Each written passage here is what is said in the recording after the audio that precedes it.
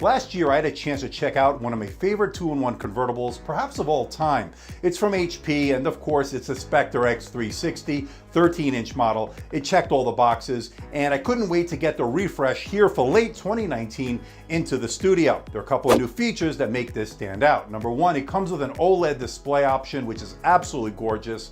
And number two, it's running Intel's all-new 10th generation Ice Lake processor.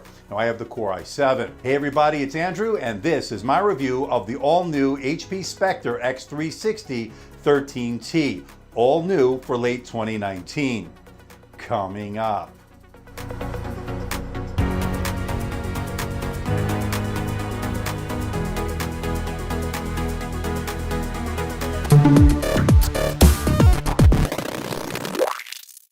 Want to see more videos like this? Why not hit that subscribe button? I know a lot of you are not getting notified when I'm uploading new videos. I'm not sure what's going on with YouTube. Make sure you hit that notification bell. Hopefully, you will be notified every time I post a new video. Now, because YouTube is unreliable, I would also follow me on Twitter and Instagram. I'll let you know when I post a new video on those platforms as well.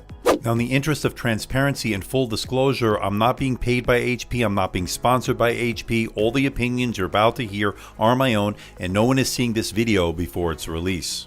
And with that out of the way, let's find out what you get inside the box. Let's open it up. Now, you'll get a faux leather sleeve. I love the fact they include this at this price point. Very nice. It's good to carry it around town. And of course, inside is that premium packaging we've come to expect with the Spectre line. This is no exception.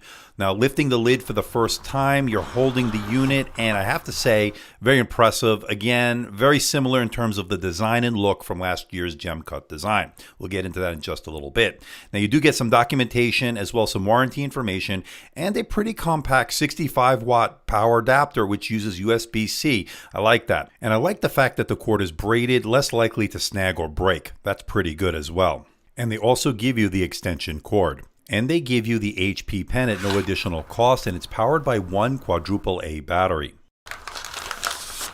And once again, they went with the gem cut design. Now, I actually really like the gem cut design. I think not only does it look good, but it also is pretty functional. They put the power button and another USB-C port out of the way. This way, you're not going to accidentally hit the power button and the power cord is not in your way. I like that. Now, there are three color options: Natural Silver, Poseidon Blue, which I took a look at last year, and Nightfall Black. Now, Nightfall Black is a rebranding, I think, or renaming of Ash Silver, which I've seen in the past, which I've used in the past. It actually looks really good. I don't know what's so black about it, but whatever. Let's go with what they did. And as we always do, let's check out the port selection.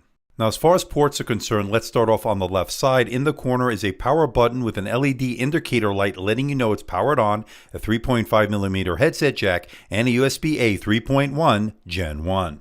On the right side is a micro SD card reader for storage expansion, the HP privacy kill switch, which allows you to turn off your webcam. I like that. Two Thunderbolt 3 ports, and yes, they do support 4 lanes, and I like the fact that that second Thunderbolt 3 port is in the corner out of the way. Okay, let's talk about the display, one of my favorite parts of this convertible laptop. Now, what you're looking at is an OLED display. That means you're going to get really deep black, some really vibrant colors. It has 4K or UHD resolution. That's 3840 by 2160. But keep in mind, this is a 13.3-inch display. That means you're going to get a 16:9 aspect ratio. I kind of prefer the 3:2 aspect ratio, but again, 16:9 is excellent for consuming media, especially HDR content that really shines on this device. It really comes out nice on this, especially when you're watching Netflix and YouTube. Now, you've also got some really slim bezels, and of course, you get that really good brightness on this. Now, this measured 400 nits in terms of brightness, making this an excellent choice for both indoor and outdoor use. And at 100% sRGB and 98% Adobe RGB, this is a great choice for the creative professional that does Lightroom, Photoshop, and of course, video editing. And I love the fact they were able to shrink the bezels over last year's model, giving you a 90% screen to body ratio, giving you some great looks here. Love it paired with that OLED display. This is simply stunning. And despite the micro bezels, they were able to put an infrared camera on the top. And that's a pretty impressive engineering feat, allowing you to log in with Windows Hello via face recognition. That's pretty good. And I love the fact they put a kill switch allowing you to turn off the webcam, giving you more privacy and security. In addition to the infrared camera, you also get a fingerprint scanner, allowing you to log in with Windows Hello. Setup was easy and registered my finger pretty much every time I used it. They did a good job on it. Now this, of course, being a convertible laptop, this allows you to go into the different modes. You can put it into tent mode, great for consuming media. Same goes for stand mode, watching Netflix, YouTube, really excellent. And of course, you could put it into the tablet mode, great for use with the pen.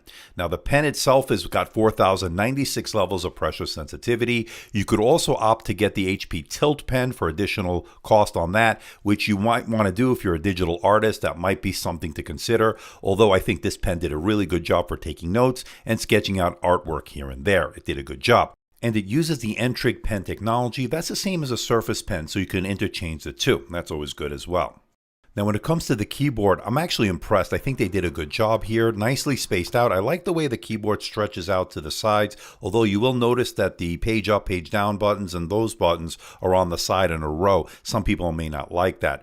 But as far as the tactile feedback, as far as the key travel, I thought it was also pretty good. I was actually impressed with this keyboard. They did a good job. And I love the fact they give you a multi-stage backlight. The keys light up really bright, and it allows you to get work done, of course, in a dark room or a dimly lit environment. And hats off to HP for going with precision touchpad here. Really responsive, really worked well. Two-finger scrolling was buttery smooth, and all the Windows 10 gestures worked as advertised. Now, one interesting change from last year's model is they did away with the quad speakers and decided to go with dual speakers only, and they did away with that speaker grill on the top above the keyboard, presumably because this has smaller bezels and they wanted to stretch the keyboard out. And the sound is actually pretty good despite not having quad speakers at this time around. They sounded really good, pretty loud, and they had a hint of bass to them, so really not bad in that regard. The 3.5mm headset jack worked well, no static, no interference, and the Bluetooth headphones worked well thanks to the Bluetooth 5.0 that this device has. Now you can get it with Wi-Fi 6 and optional gigabit LTE. I don't have LTE on my model, but that's something you might want to consider. Now, as far as upgradability is concerned, not really good news here. Now, in order to get inside this laptop, what you need to do is remove the rubber strip on the top, as you see here. There are 3 Phillips head screws underneath that. Remove those. Remove the 2 Torx screws on the bottom. There are T5 Torx screws. And once you do that, you can pop off the bottom plate. Now, once inside, you'll notice that the RAM is soldered into the motherboard. You won't be able to upgrade that. And as far as the SSD, I couldn't remove this metal plate. I'm pretty sure this is soldered in. I'm not 100% sure, but I didn't want to risk breaking anything or ruining anything, so let's leave it at that. But I think it's pretty much soldered in. Now, as far as the reads and writes, you get some very good reads and writes with the SSD. They do include, as you can see from these numbers. Now, as far as the Wi-Fi card, that's soldered in as well, so not much upgradability. Now, as far as the battery is concerned, you're looking at a 60 watt-hour battery, and here's how it did on my continuous web surfing test over Wi-Fi at 150 nits. Now, it did 7 hours and 2 minutes, which is very good for a 4K OLED display. Now, the XPS 13 2-in-1 that I looked at had the full HD display, IPS display. So keep that in mind. That's why you're seeing better battery life on that. Now, if you do need to plug in, they do supply you with a very compact 65 watt power adapter that will give you a full charge in less than 2 hours, which is very good. Now, when it comes to performance, the HP Spectre x360 did really well. Now, the PC Mark X, which is a good indicator of everyday use, did very well, as well as the Geekbench 4, multi-core, single-core scores, the OpenCL test, everything you would expect with a 10th generation Ice Lake processor that this does have. Cinebench R15 test also did very well. So performance actually was really good on this thin and light convertible. Now, when it comes to gaming, of course, this is not a gaming laptop. You're not going to be playing any of the AAA titles on their highest settings. It's just not what this laptop's made to do. Having said that, you can play some of the older titles if you lower the settings, and you will get some playable frame rates. Now, as far as the graphics itself is concerned, there's no dedicated GPU option, although you do get Iris Plus graphics on this, which is actually a step up from last year's built-in graphics. Now, if you do want to connect to an external GPU, that is definitely an option. That's due to the 2 Thunderbolt 3 ports that this does support, and they do support 4 lanes, so there's no bottleneck in that regard. However, if you do decide to go with the external GPU, that will definitely add to the cost of this laptop, so keep that in mind. Now there are two fans and they will kick in under heavy load. That's typical, although they're not very loud and they're not too annoying, so that's good. Now as far as the thermals itself are concerned, it did pretty well considering this is such a thin and light laptop, not overly hot, pretty good temperatures when I streamed my 15-minute video. That's a test I used to determine how hot this will get. Now if you really do push it under heavy load, you will notice some thermal throttling, but that's typical for any thin and light laptop. This is no exception. Okay, let's wrap it all up. Can I recommend the all-new HP Spectre x360 13T, all new for late 2019? Answer is absolutely. One of my favorite 2-in-1 convertibles, perhaps of all time. Definitely on par with the Dell XPS 13 2-in-1. I think they're pretty much neck and neck, with this getting a bit of a nod. Now, let me tell you why. I love its stunning bright OLED touch display. Now, I didn't get a chance to use the OLED version of the XPS 13, so I really can't comment. But this OLED display is simply stunning. It's got some strong performance out of that 10th generation Ice Lake processor. You got that thin and light design with that gem cut design. I actually like it. It's functional as well. I like the fact they include the pen at no additional cost. It also comes with a precision touchpad, a very good decision in my opinion that HP went with this time around. Now there are a few negatives to be aware of. Of course, there's no place to store the pen on the device itself. It's not really upgradable, and there's no longer quad speakers on this. You get dual speakers, although they did sound pretty good. But there are no deal breakers by any stretch, ladies and gentlemen. This is an excellent 2-in-1 choice. I'm going to give it a score of 91%, making the all-new HP Spectre x360 13-inch worth your money.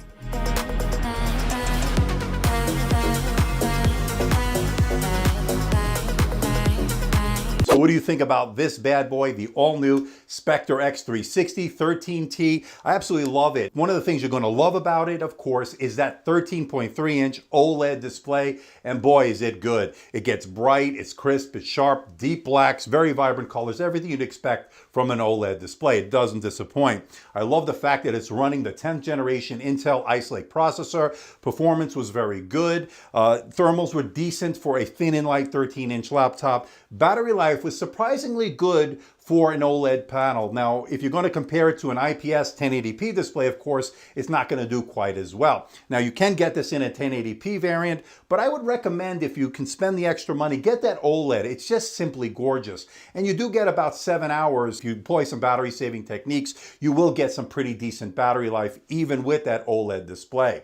Not only does this look good, but it's also functional as well. This gem cut design puts the power button in the corner as well as another Thunderbolt 3 port. So the wires are out of the way. You won't accidentally hit this power button. I think that's a good engineering, and I like the way this comes together. Now I have the Nightfall Black, which I think was also called the Dark Hat Silver from last year. I don't see any difference, but I think it's just a rebranding or renaming of the color. Now I checked out the Dell XPS 13 2-in-1. I really like that one as well. I'm curious to see what Lenovo has to offer with the C940, which I hopefully will be getting into the studio very soon, so we can get all three and compare them. But this is a really excellent choice. The Spectre x360 is leading the way once again. I think this is favorable when you're looking at it with the Dell XPS 13. The port selection, everything I think is a little bit better. Again, these are not upgradable. They're thin and light 13-inch laptops. The XPS 13 is not upgradable as well. But I'm curious to know what you think. Let me know in the comment section below. I have no hesitation recommending this. This is an excellent choice for a 2-in-1 convertible. So please hit the like button, please subscribe, please share this video. Don't forget to leave a comment in that comment section below. Let me know how I'm doing. Let me know if there's a device or something out there you think I should review. I'll do my best to try to make that happen. Don't forget to check me out on Facebook, Twitter, Instagram, and of course my website, amdtechreviews.com. So until next time, this is Andrew from AMD Tech. See ya.